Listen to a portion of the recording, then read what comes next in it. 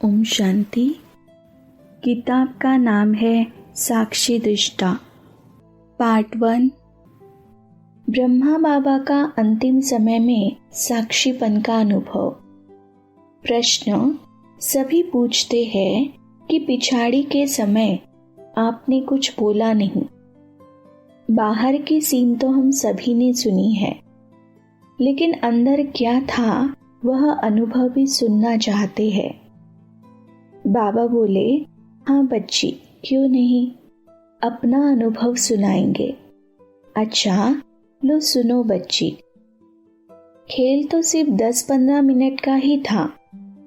उस थोड़े से समय में ही अनेक खेल चले। उसमें भिन्न भिन्न अनुभव हुए। पहला अनुभव तो यह था कि पहले जोर से युद्ध चल रही थी। किसकी? योग बल और कर्म भोग की। कर्म भोग भी फुल फोर्स में अपने तरफ खींच रहा था और योग बल भी फुल फोर्स में ही था।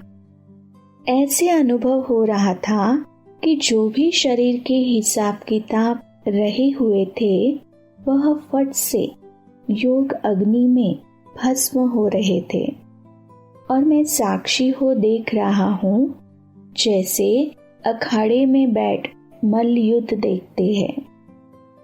मतलब तो दोनों का फोर्स पूरा ही था।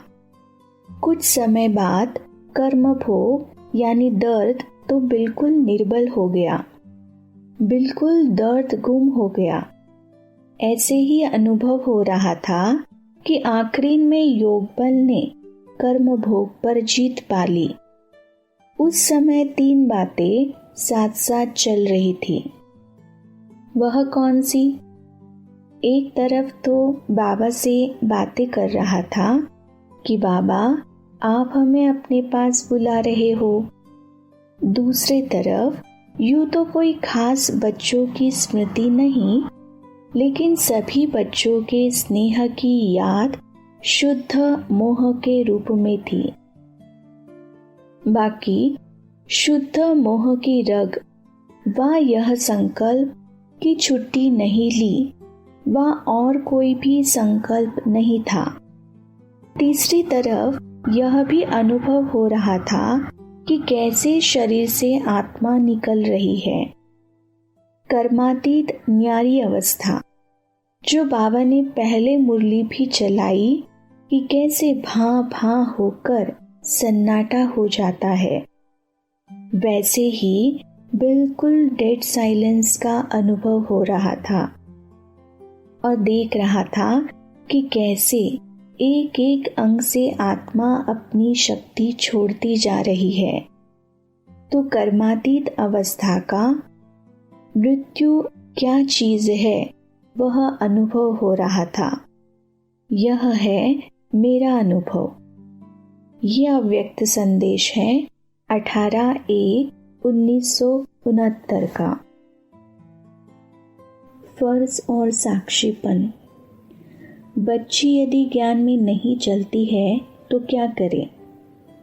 अगर कोई इस मार्ग में नहीं चल सकते हैं तो शादी करनी ही पड़े। उन्हों की कमजोरी भी अपने ऊपर से मिटानी है। साक्षी हो मजबूरी भी करना होता है। वह हुआ फर्ज। लगन नहीं है, फर्ज पालन करते हैं। एक होता है लगन से करना, एक होता है निमित्त फर्ज निभाना। सभी आत्माओं का एक ही समय यह जन्म सिद्ध अधिकार लेने का पाठ नहीं है। परिचय मिलना तो जरूर है, पहचानना भी है, लेकिन कोई का पाठ अभी है, कोई का पीछे। बीजों में से कोई झट फल देता है, कोई देरी से फल देता है। वैसे ही यहाँ भी हर एक का अपने समय का पाठ है। फर्ज समझ करेंगे तो माया का मर्ज नहीं लगेगा, नहीं तो वायुमंडल का असर लग सकता है। इसलिए फर्ज समझ करना है। फर्ज और मर्ज में सिर्फ एक बिंदी का फर्क है, लेकिन बिंदी रूप में न होने के कारण फर्ज भी मर्ज हो जाता है। जो मददगार है उन्हों को मदद तो सदैव मिलती ही है। बाप की मदद हर कार्य में कैसे मिलती है यह अनुभव होता है। एक दो के विशेष गुण को देख एक दो को आगे रखना है। किसको आगे रखना यह भी अपने को आगे बढ़ाना है। ये संदेश है 26/1/70 की मुरली का। साक्षी अवस्था और साक्षात्कार मूल स्थिति का संबंध। निर्मल शांता दादी, तन के रोग पर विजय प्राप्त कर रही हो। संगम पर ताज, तख्त, तिलक और सुहाग भाग सभी मिलते हैं। एक ही समय पर सर्व प्राप्तियां बाप दादा कराते हैं। जो एक जन्म की देन अनेक जन्म चलती है, वैसे बच्चों को फिर अनेक जन्मों के हिसाब किताब एक जन्म में चुकतू करने हैं। यह एक जन्म का अनेक जन्म चलता है, वह अनेक जन्मों का एक जन्म में खत्म होता है। तो अनेक जन्मों का हिसाब किताब एक जन्म में खत्म करने के कारण कभी कभी वह फोर्स से रूप ले आता है। बाप दादा यह युद्ध देखते रहते हैं। आप भी देखती हो अपनी व दूसरों की। जब साक्षी हो देखने लग पड़ते तो यह व्याधि बदलकर खेल रूप में हो जाती है।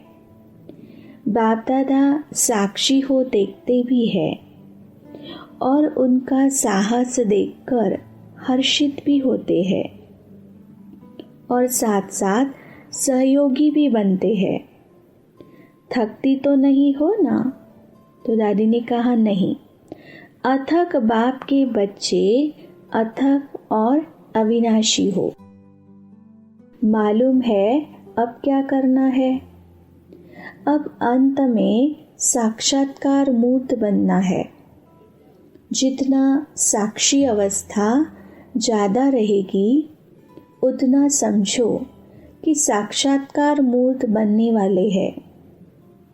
अब अंतिम पुरुषार्थ यह रह गया है, साक्षात्कार मूर्त बन बाप दादा का साक्षात्कार और अपना साक्षात्कार कराना है। ये महावाक्य है 23/3/1970 के मुरली के। साक्षी दृष्टा का सबूत। जो साक्षी बनते हैं उनका ही दृष्टांत देने में आता है। तो साक्षी दृष्टा का सबूत और दृष्टांत के रूप में सामने रखना है। एक तो अपनी बुद्धि से उपराम, संस्कारों से भी उपराम। मेरे संस्कार है इस मेरेपन से भी उपराम, संस्कारों से भी उपराम। मेरे संस्कार है इस मेरेपन से भी उपराम। मैं यह समझती हूँ इस मैंपन से भी उपराम। मैं तो यह समझती हूँ नहीं, लेकिन समझो बाप दादा की ही यही श्रीमत है। जब ज्ञान की बुद्धि के बाद मैंपन आता है तो वह मैंपन भी नुकसान करता है। एक तो मैं शरीर हूँ यह छोड़ना है। दूसरा मैं समझती हूँ मैं ज्ञानी तो आत्मा हूँ, मैं बुद्धिमान हूँ, यह मैंपन भी मिटाना है। जहाँ मैं शब्द आता है वहाँ बाप दादा याद आए। जहाँ मेरी समझ आती है वहाँ श्रीमत याद आए। एक तो मैंपन मिटाना है, दूसरा मेरापन, वह भी गिराता है। यह मैं और मेरा, तुम और तेरा, यह 4 शब्द जो है इनको मिटाना है। इन 4 शब्दों ने ही संपूर्णता से दूर किया है। इन 4 शब्दों को संपूर्ण मिटाना है। साकार के अंतिम बोल चेक किए। हर बात में क्या सुना? बाबा बाबा। सर्विस में सफलता न होने की करेक्शन भी कौन सी बात में थी? समझाते थे हर बात में बाबा बाबा कहकर बोलो तो किसको भी तीर लग जाएगा। जब बाबा याद आता तो मैं, मेरा, तू, तेरा खत्म हो जाता है। फिर क्या अवस्था हो जाएगी? सभी बातें प्लेन हो जाएगी। फिर प्लेन याद में ठहर सकेंगे। ये महावाक्य है 26/3/1970 की मुरली के।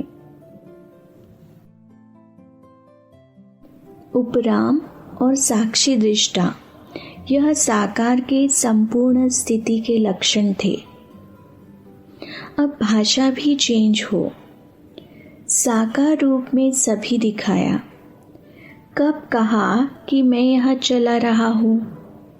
मैंने मुरली अच्छी चलाई कब कहा? मैंने सर्विस की, मैंने बच्चों को टच किया कब कहा? यह अंगीकार करना खत्म हो जाना है। इसको कहा जाता है जो वायदा किया है वह निभाना। आप लोग एक गीत गाते थे, तुम्हीं पर मिटेंगे हम। याद आता है? मर मिटना किसको कहा जाता है? मैंपन मिटाना, यही मर मिटना है। अंगीकार न करो तो ललकार कर सकते हो। कोई भी बात न निंदा स्तुति, न मैं, न तुम, न मेरा तेरा, कुछ भी अंगीकार यानी स्वीकार न करना, तब ललकार होगी। आप मन में संकल्प पीछे करते हो। आपके मन के संकल्प पहुँचते ही वहाँ पहुँच जाता है। क्यों पहले पहुँचता है? यह भी गुह्य पहेली है। आप लोग मन में जो संकल्प करते हो वह आपके मन में पीछे आता है।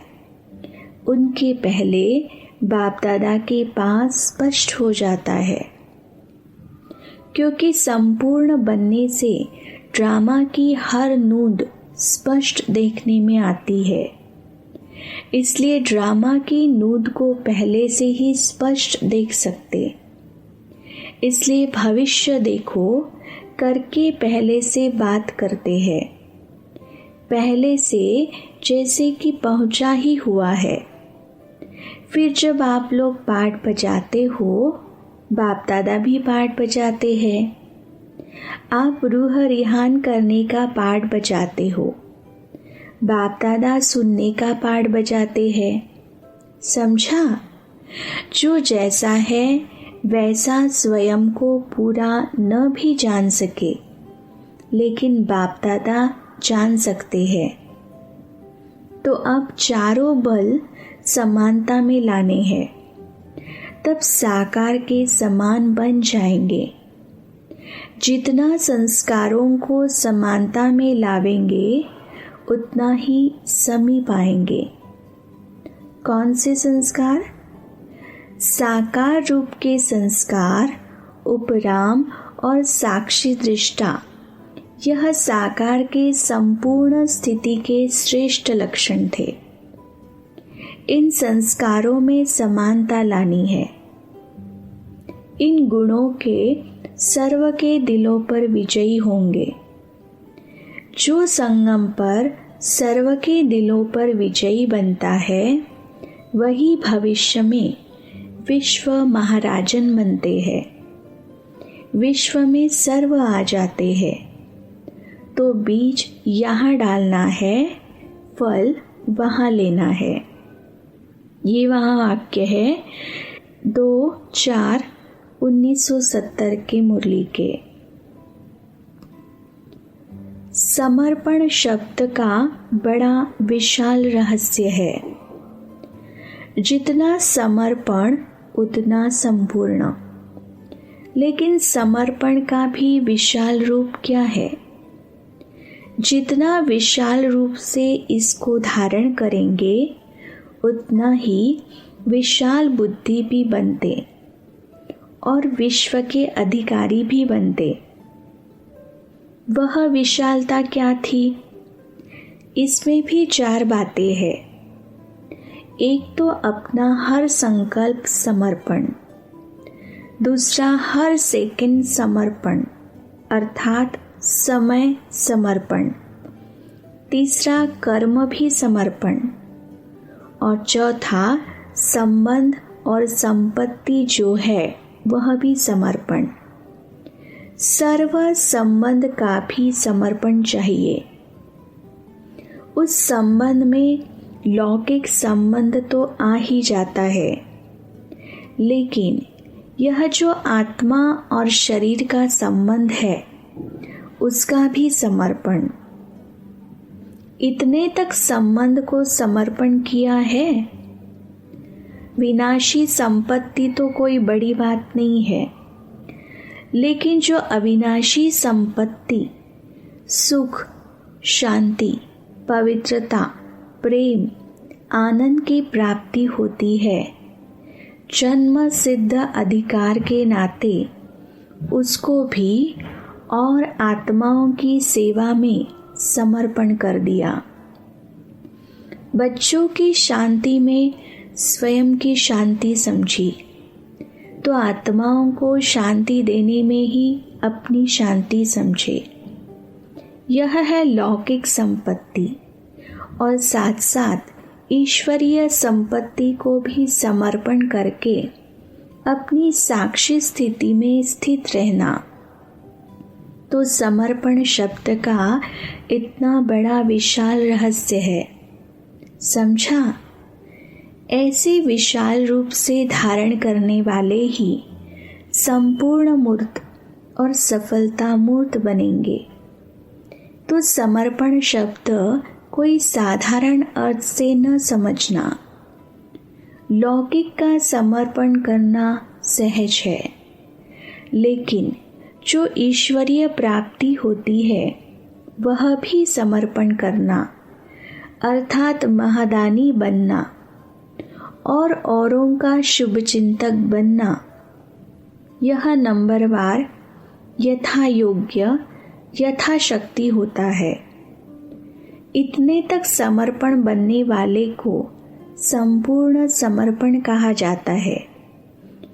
ऐसे संपूर्ण मूर्त समर्पण मूर्त बने हो, अपनापन बिल्कुल समा जाए। जब कोई चीज किस में समा जाती है तो फिर समान हो जाती है। समाना अर्थात समान हो जाना। तो अपनापन जितना ही समाएंगे उतना ही समानता मूर्त बनेंगे।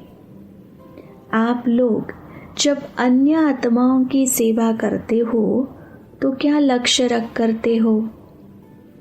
आप समान बनाने का। आप समान भी नहीं, लेकिन बाप समान बनाना है।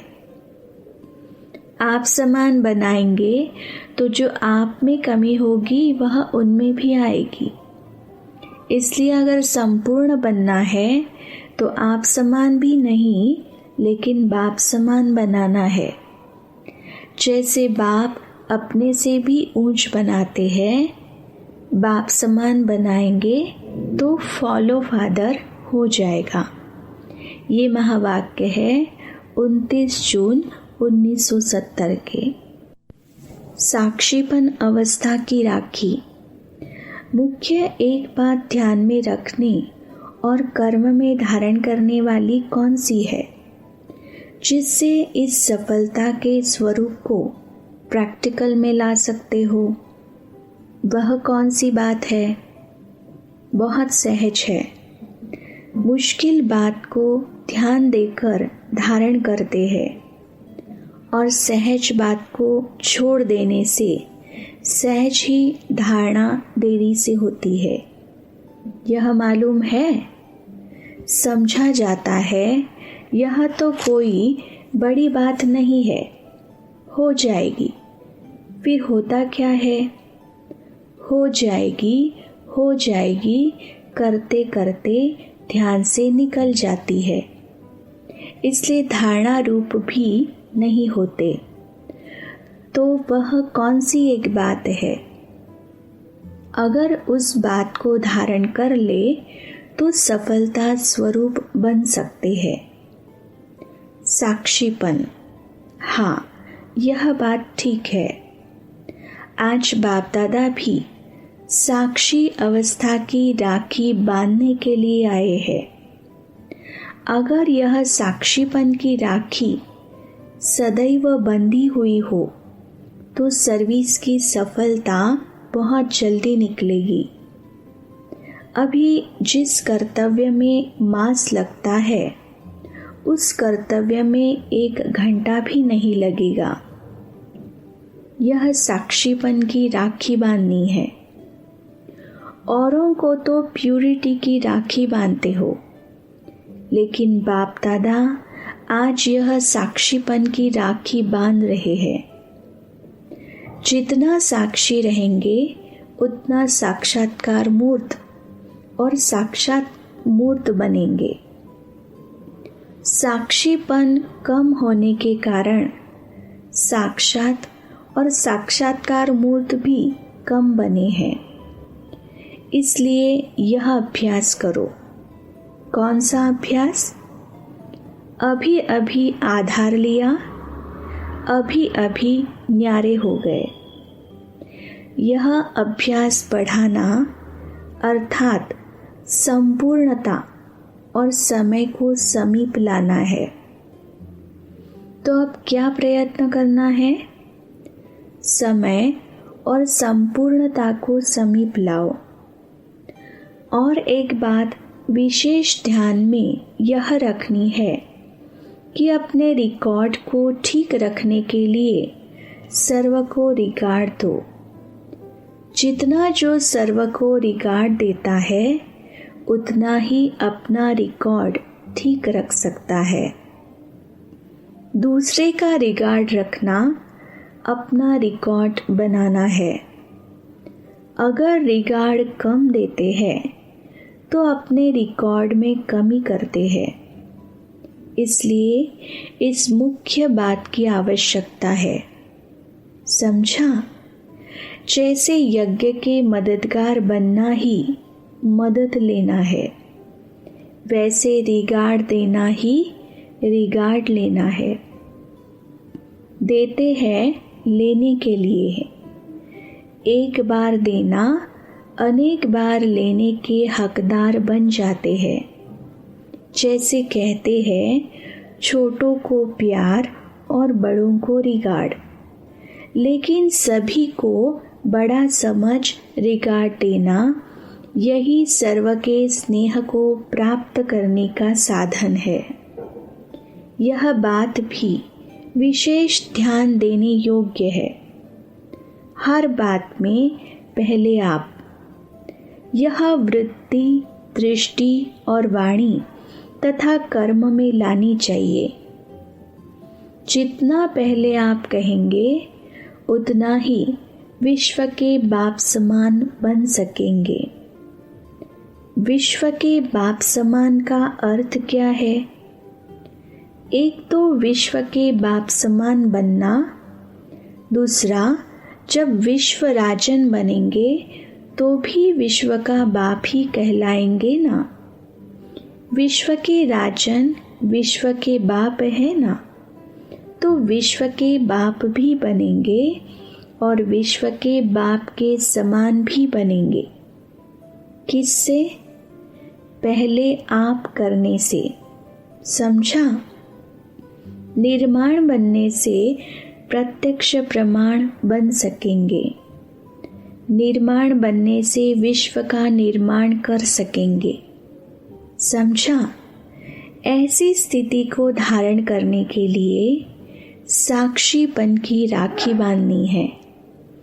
जब पहले से ही साक्षीपन की राखी बांध के जाएंगे तो राखी की सर्विस सफलतापूर्वक होगी। ये महावाक्य है 6 अगस्त 1970 के। साथी को सदैव साथ रखो और साक्षी बनकर हर कर्म करो। ऐसी स्थिति अब जरूर होनी चाहिए। जो बंधन मुक्त की स्थिति सुनाई कि शरीर में रहते हुए सिर्फ निमित्त ईश्वरीय कर्तव्य के लिए आधार लिया हुआ है, अधीनता नहीं, निमित्त आधार लिया है। जो निमित्त आधार शरीर को समझेंगे वह कभी भी अधीन नहीं बनेंगे। निमित्त आधारमूर्त ही सर्व आत्माओं के आधारमूर्त बन सकते हैं। जो स्वयं ही अधीन है वह उद्धार क्या करेंगे? इसलिए सर्विस की सफलता भी इतनी है जितनी अधीनता से परे हर एक है। तो सर्व की सफलता के लिए सर्व अधीनता से परे होना बहुत ज़रूरी है। इस स्थिति को बनाने के लिए ऐसे 2 शब्द याद रखो जिससे सहज ही ऐसी स्थिति को पा सको। वह कौन से 2 शब्द है? जब बंधन मुक्त हो जाएंगे तो जैसे टेलीफोन में 1-2 का आवाज़ कैच कर सकते हैं, वैसे कोई के संकल्प में क्या है वह भी कैच कर सकेंगे। अभी अर्जुन बन रहे हो इसलिए सोचना पड़ता है। 2 शब्द है, पहला एक साक्षी और दूसरा साथी। एक तो साथी को सदैव साथ रखो, दूसरा साक्षी बनकर हर कर्म करो। तो साथी और साक्षी ये 2 शब्द प्रैक्टिस में लाओ तो यह बंधन मुक्त की अवस्था बहुत जल्दी बन सकती है। सर्वशक्तिमान का साथ होने से शक्तियाँ भी सर्व प्राप्त हो जाती है और साथ साथ साक्षी बनकर चलने से कोई भी बंधन में फंसेंगे नहीं। तो बंधन मुक्त हुए हो ना? इसके लिए ये 2 शब्द सदैव याद रखना। योग सहयोग दोनों बातें आ गई। अब ऐसा पुरुषार्थ कितने समय में करेंगे? बिल्कुल बंधन मुक्त होकर के साक्षीपन में निमित्त मात्र इस शरीर में रहकर कर्तव्य करना है। अभी इस बारी यह अपने आप से संकल्प करके जाना, क्योंकि आप माना टीचर्स लोगों को सहज भी है। टीचर्स को विशेष सहज क्यों है? क्योंकि उन्हों का पूरा जीवन ही निमित्त है। समझा? टीचर्स है ही निमित्त बने हुए। तो उन्हों को यह संकल्प रखना है कि शरीर में भी हम निमित्त मात्र है। यह तो सहज होगा ना? इन गोपों को तो फिर भी डबल जिम्मेवारी है, इसलिए इन्हों को युद्ध करनी पड़ेगी हटाने की। बाकी जो है ही निमित्त बने हुए तो उन्हों के लिए सहज है। आप माताओं के लिए फिर सहज क्या है? जैसे उन्हों को इस विशेष बात के कारण सहज है, वैसे आप लोगों को भी एक बात के कारण सहज है। जो प्रवृत्ति में रहते हैं उन्हों के लिए सहज बात इसलिए है कि उन्हों के सामने सदैव कॉन्ट्रास्ट है। कॉन्ट्रास्ट होने के कारण निर्णय करना सहज हो जाता है। निर्णय करने की शक्ति कम है, इसीलिए सहज नहीं भासता है।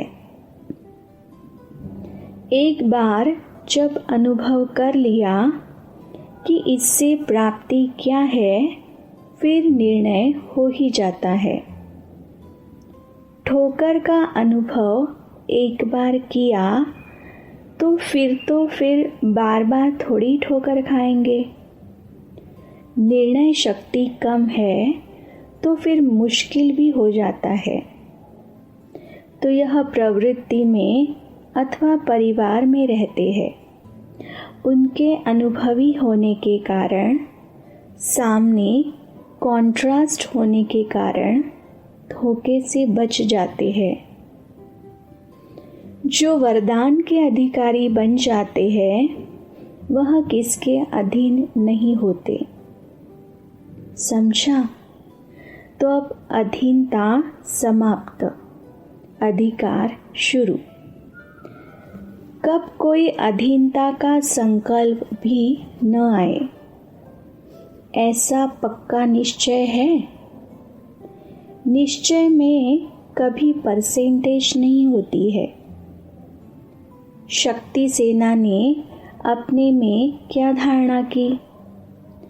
जब स्नेह और शक्ति समान होंगे फिर तो संपूर्ण हो ही गए। अपने शूरवीर रूप का साक्षात्कार किया है। शूरवीर कभी किससे घबराते नहीं, लेकिन शूरवीर के सामने आने वाले घबराते हैं। तो अभी जो शूरवीरता का साक्षात्कार किया, सदैव वही सामने रखना। और आज जो 2 शब्द सुनाए वह सदैव याद रखना। ये महावाक्य है 13 मार्च 1971 के। साक्षीपन की अवस्था शक्ति भरने का काम करती है। दादी जी 2 दिन के लिए मद्रास सर्विस पर जाने लिए बाप दादा से छुट्टी ले रही है। जो विश्व के राज्य बनने वाले हैं, उन्हों की विशेषता यह है, सर्व आत्माओं को राजी रखना। महारथियों के कदम कदम में पद्मों की कमाई रहती है। ब्रैकेट में सीता माता भी छुट्टी ले रही है। तो बाबा कहते हैं, अपने को समर्थ आत्मा समझ इस शरीर को देख रही हो। साक्षी अवस्था की स्थिति में स्थित होने से शक्ति मिलती है। जैसे कोई कमज़ोर होता है तो उनको शक्ति भरने के लिए ग्लूकोज चढ़ाते हैं। तो जब अपने को शरीर से परे अशरीरी आत्मा समझते हैं तो यह साक्षीपन की अवस्था शक्ति भरने का काम करती है। और जितना समय साक्षी अवस्था की स्थिति रहती है, उतना ही बाप साथी भी याद रहता है, अर्थात साथ रहता है। तो साथ भी है और साक्षी भी है। एक साक्षीपन की शक्ति, दूसरा बाप के साथी बनने की खुशी की खुराक। तो बताओ फिर क्या बन जाएगी? निरोगी, शक्ति रूप, न्यारी और प्यारी। इस समय ऐसी न्यारी और प्यारी स्थिति में स्थित हो। यह स्थिति इतनी पावरफुल है जैसे डॉक्टर लोग बिजली की रेजेस देते हैं कीटाणु को मारने के लिए। तो यह स्थिति भी ऐसी पावरफुल है जो 1 सेकेंड में अनेक विकर्मों रूपी कीटाणु भस्म हो जाते हैं। विकर्म भस्म हो गए तो फिर अपने को हल्का और शक्तिशाली अनुभव करेंगे। सदैव प्रवृत्ति को भी सर्विस भूमि समझना चाहिए। अपने को बाप दादा के अति प्रिय समझती हो। क्यों? ऐसी क्या विशेषता है जो अति प्रिय हो? एक बाप दूसरा न कोई, ऐसे एक के ही लगन में रहने वाले बाप को अति प्रिय है। समझा? ये महावाक्य है 3 जून 1971 के। अपने को बिजी रखने से ही नंबर 1 बिजनेसमैन बन जाएंगे। नंबर 1 बिजनेसमैन बनने के लिए सहज तरीका क्या है? अपने को बिजी रखने से ही नंबर 1 बिजनेसमैन बन जाएंगे। जिसको अपने को बिजी रखना नहीं आता है वह बिजनेसमैन के भी लायक नहीं कहा जाएगा। यहाँ बिजनेसमैन बनना अर्थात अपनी भी कमाई और दूसरों की भी कमाई। इसके लिए अपने आप को 1 सेकेंड भी फ्री नहीं रखना। कौन सा नंबर 1 नंबर का बिजनेसमैन हो? जितना यहाँ गैलप करेंगे उतना समझो अपना भविष्य के तख्त को भी गैलप करेंगे। चांस अच्छा है, जो भी करने चाहे वह कर सकते हैं। फ्रीडम है सभी को। जो जितना चांस लेता है उतना समझो अपने तख्त का निशान पक्का करता है। बिजनेसमैन का अर्थ ही है जो एक संकल्प भी व्यर्थ न जाए। हर संकल्प में कमाई हो। जैसे वह बिजनेसमैन एक एक पैसे को कितना बना देते हैं कमाई करके, यह भी एक एक सेकेंड वह संकल्प कमाई करके दिखाए। उनको कहते हैं नंबर 1 बिजनेसमैन। बुद्धि को और काम ही क्या है? बुद्धि इसी में ही बिजी रहनी चाहिए। और सभी तरफ तो खत्म हो गए ना।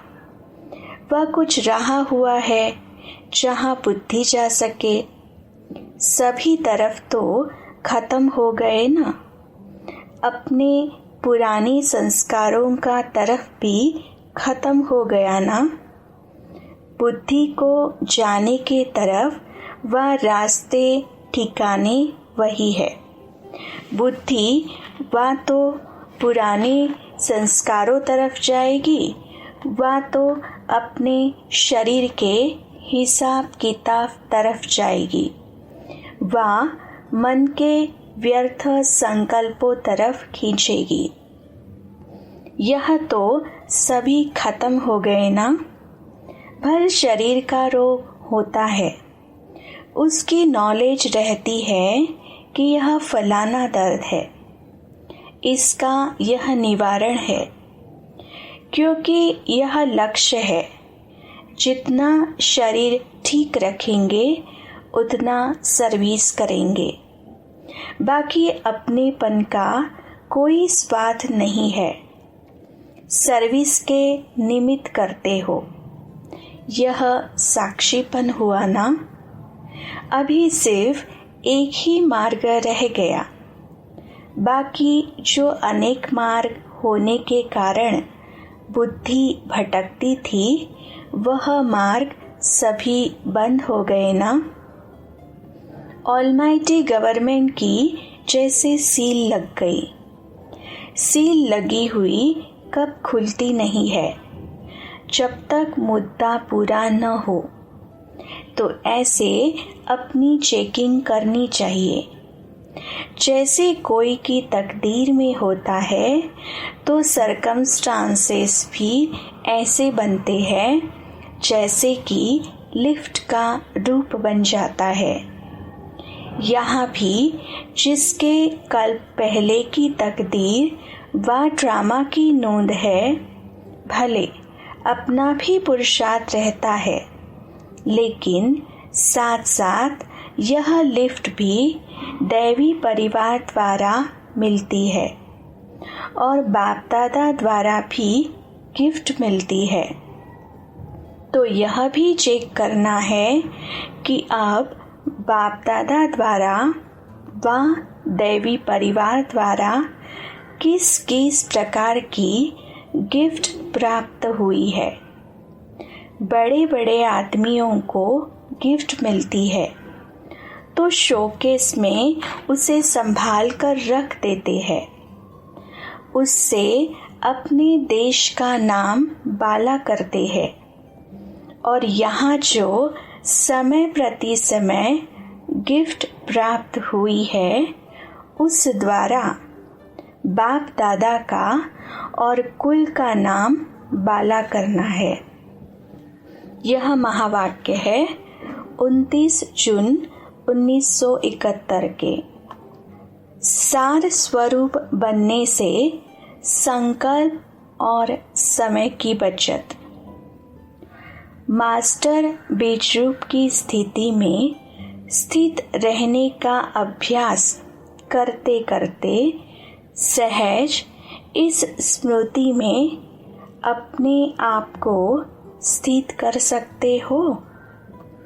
जैसे विस्तार और वाणी में सहज ही आ जाते हो, वैसे ही वाणी से परे विस्तार के बजाय सार में स्थित हो सकते हो। हद के जादूगर विस्तार को समाने की शक्ति दिखाते हैं, तो आप बेहद के जादूगर विस्तार को नहीं समा सकते हो। कोई भी आत्मा सामने आवे, साप्ताहिक कोर्स 1 सेकेंड में किसको दे सकते हो? अर्थात साप्ताहिक कोर्स से जो भी आत्माओं में आत्मिक शक्ति व सम्मान की शक्ति भरनी चाहते हो, वह 1 सेकेंड में कोई भी आत्मा में भर सकते हो। वह यह अंतिम स्टेज है। जैसे कोई भी व्यक्ति दर्पण के सामने खड़े होने से ही 1 सेकेंड में स्वयं का साक्षात्कार कर लेते हैं, वैसे आपके आत्मिक स्थिति शक्ति रूपी दर्पण के आगे कोई भी आत्मा आवे तो क्या 1 सेकेंड में स्वस्वरूप का दर्शन व साक्षात्कार नहीं कर सकते हैं? वह स्टेज बाप समान लाइट हाउस और माइट हाउस बनने के समीप अनुभव करते हो। वह अभी यह स्टेज बहुत दूर है, जबकि संभव समझते हो तो फिर अब तक ना होने का कारण क्या है? जो संभव है लेकिन प्रैक्टिकल में अब नहीं है, तो जरूर कोई कारण होगा। ढीलापन भी क्यों है? ऐसी स्थिति बनाने के लिए मुख्य कौन से अटेंशन की कमी है? जब साइंस ने भी अनेक कार्य 1 सेकेंड में सिद्ध कर दिखाए हैं, सिर्फ स्विच ऑन और ऑफ करने की देरी होती है, तो यहाँ वह स्थिति क्यों नहीं बन पाती? मुख्य कौन सा कारण है? दर्पण तो हो। दर्पण के सामने साक्षात्कार होने में टाइम कितना लगता है? अभी आप स्वयं ही विस्तार में ज़्यादा जाते हो। जो स्वयं ही विस्तार में जाने वाले हैं, वह और कोई को सार रूप में कैसे स्थिर कर सकते? कोई भी बात देखते व सुनते हो तो बुद्धि को बहुत समय की आदत होने के कारण विस्तार में जाने की कोशिश करते हो। जो भी देखा व सुना, उसके सार को जानकर और सेकंड में समा देने का व परिवर्तन करने का अभ्यास कम है। क्यों क्या के विस्तार में ना चाहते भी चले जाते हो। इसलिए जैसे बीज में शक्ति अधिक होती है, वृक्ष में कम होती है। वृक्ष अर्थात विस्तार। कोई भी चीज का विस्तार होगा तो शक्ति का भी विस्तार हो जाता। जैसे सैक्रीन इन ब्रैकेट कोलतार की चीनी, और वैसे मिठास में फर्क होता है ना। वह अधिक क्वांटिटी यूज करनी पड़ेगी। सैक्रीन कम अंदाज में मिठास ज़्यादा देगी।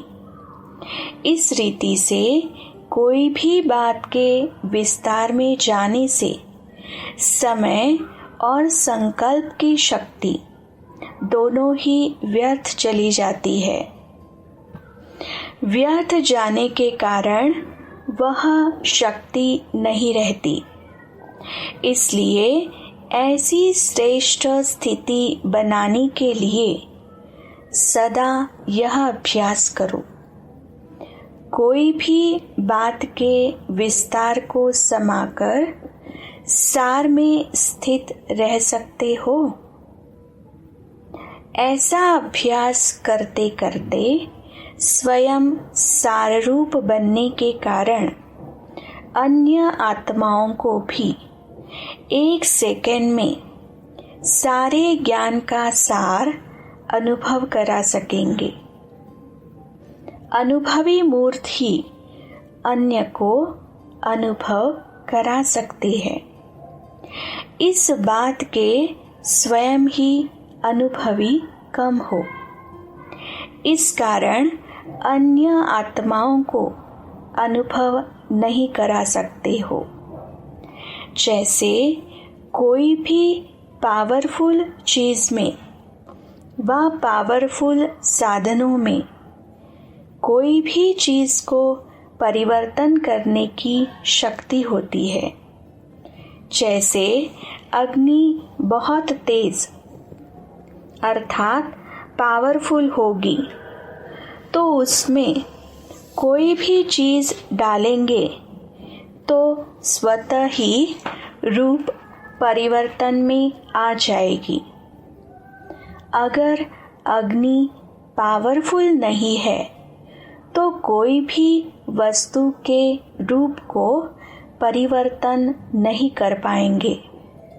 ऐसे ही सदैव अपने पावरफुल स्टेज पर स्थित रहो तो कोई भी बातें जो व्यक्त भाव व व्यक्त दुनिया की वस्तुएं हैं व व्यक्त भाव में रहने वाले व्यक्ति है, आपके सामने आएंगे तो आपके पावरफुल स्टेज के कारण उन्हों की स्थिति व रूपरेखा परिवर्तन हो जाएंगी।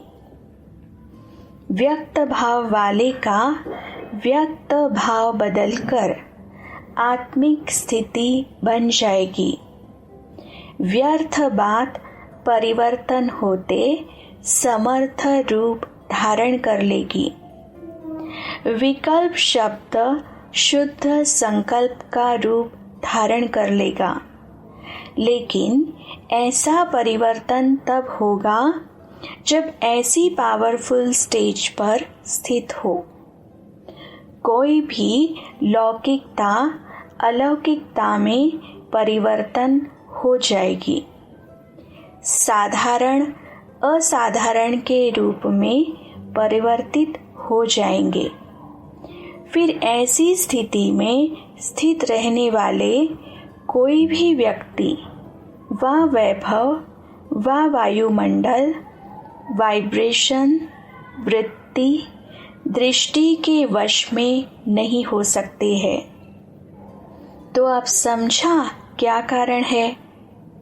एक तो समाने की शक्ति कम और दूसरा परिवर्तन करने की शक्ति कम।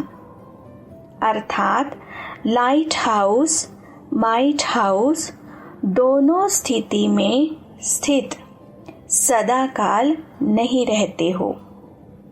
कोई भी कर्म करने के पहले जो बाप दादा द्वारा विशेष शक्तियों की सौगात मिली है उनको काम में नहीं लाते हो।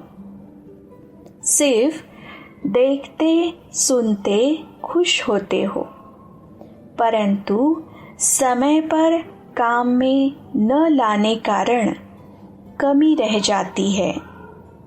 हर कर्म करने के पहले मास्टर त्रिकालदर्शी बनकर कर्म नहीं करते हो। अगर मास्टर त्रिकालदर्शी बन हर कर्म हर संकल्प करो व वचन बोलो तो बताओ कब भी कोई कर्म व्यर्थ व अनर्थ वाला हो सकता है? कर्म करने के समय कर्म के वश हो जाते हो।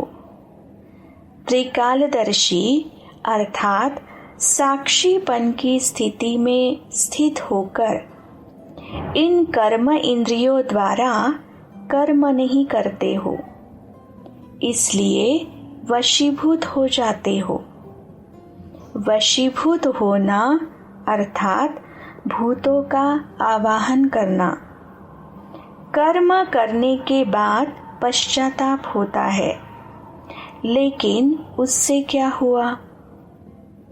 कर्म की गति व कर्म का फल तो बन गया ना। तो कर्म और कर्म के फल के बंधन में फंसने के कारण कर्म बंधनी आत्मा अपनी ऊंची स्टेज को पा नहीं सकती है।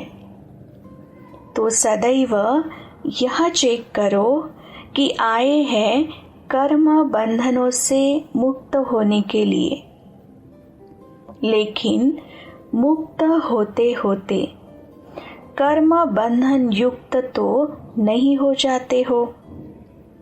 ज्ञान स्वरूप होने के बाद व मास्टर नॉलेजफुल मास्टर सर्वशक्तिवान होने के बाद अगर कोई ऐसा कर्म जो युक्ति युक्त नहीं है वह कर लेते हो तो इस कर्म का बंधन अज्ञान काल्म के कर्म बंधन से पदम गुणा ज़्यादा है।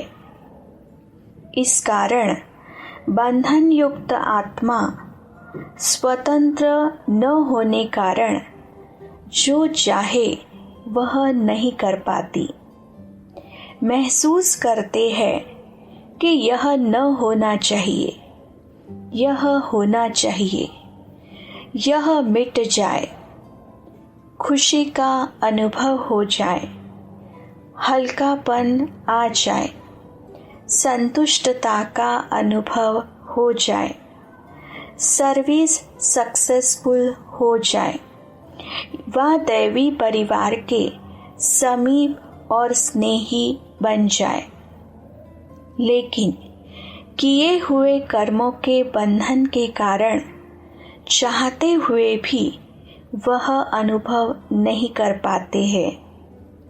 इस कारण अपने आप से व अपने पुरुषार्थ से अनेक आत्माओं को संतुष्ट नहीं कर सकते हैं और न रह सकते हैं। इसलिए इस कर्मों की गुह्य गति को जानकर अर्थात त्रिकालदर्शी बनकर हर कर्म करो, तभी कर्मातीत बन सकेंगे। छोटी गलतियां संकल्प रूप में भी हो जाती है, उनका हिसाब किताब बहुत कड़ा बनता है। छोटी गलती अब बड़ी समझनी है। जैसे अति स्वच्छ वस्तु के अंदर छोटा सा दाग भी बड़ा दिखाई देता है, ऐसे ही वर्तमान समय अति स्वच्छ संपूर्ण स्थिति के समीप आ रहे हो। इसलिए छोटी सी गलती भी अब बड़े रूप में गिनती की जाएगी। इसलिए इसमें भी अनजान नहीं रहना है कि यह छोटी छोटी गलतियां हैं, यह तो होंगी ही नहीं। अब समय बदल गया, समय के साथ साथ पुरुषार्थ की रफ्तार बदल गई। वर्तमान समय के प्रमाण छोटा या छोटी सी गलती भी बड़ी कमजोरी के रूप में गिनती की जाती है। इसलिए कदम कदम पर सावधान। एक छोटी सी गलती बहुत समय के लिए अपनी प्राप्ति से वंचित कर देती है। इसलिए नॉलेजफुल अर्थात लाइट हाउस माइट हाउस बनो। अनेक आत्माओं को रास्ता दिखाने वाले स्वयं ही रास्ते चलते चलते रुक जाए तो औरों को रास्ता दिखाने के निमित्त कैसे बनेंगे। इसलिए सदा विघ्न विनाशक बनो। ये महावाक्य है 20 मई 1972 के। ओम शांति।